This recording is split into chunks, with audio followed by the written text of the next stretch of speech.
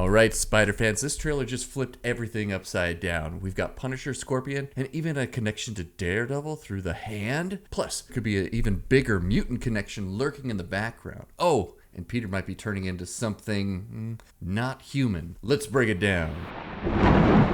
This is the way. This is the way. Welcome to Fatherly Fandom. I'm your host, Chris, and if you like insights, reviews, and all things nerdy, hit that subscribe button so you never miss a video. Right away, the trailer shows us a very different Peter Parker, still struggling personally, but clearly busy as Spider-Man. He's been putting in the work across New York, taking down multiple threats, constantly in motion, and fully active as a city's hero. They even show shots of him getting the key to the city of New York. Crazy. Showing just how important Spider-Man has become in New York. But things escalate fast. We see Spider-Man going head-to-head with multiple threats, including a wild moment where he actually gets hit by Punisher's van, showing just how intense things are getting. We also get a clear shot of Scorpion stepping into a major villain role, and multiple flashes of masked, highly trained fighters that look a lot like the Hand. If that's true, it's a big connection to Daredevil, and possibly the bigger underground war in New York. Is that Sadie Sink? Is that Sadie Sink? Maybe the theories are right that we're gonna get to see Jean Grey in this, especially with all the mutant talk.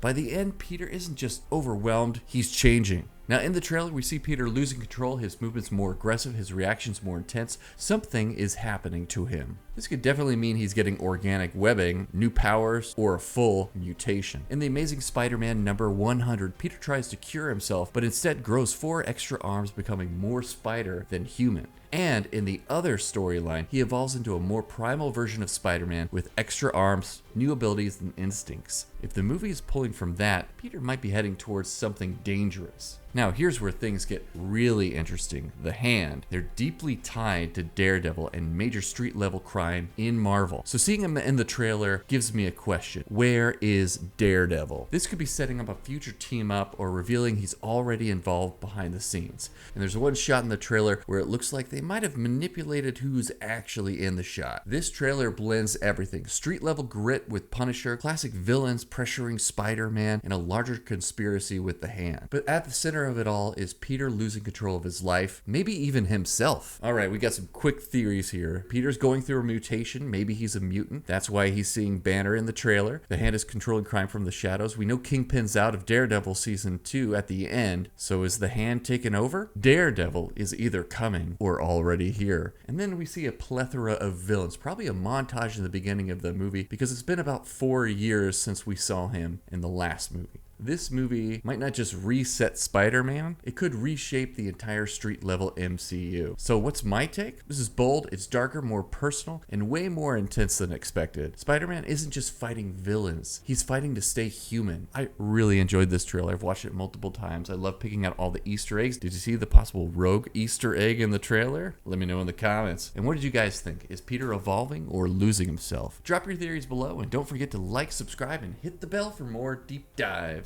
Because the Spider-Verse just got a whole lot crazier. And as always, I will see you next time.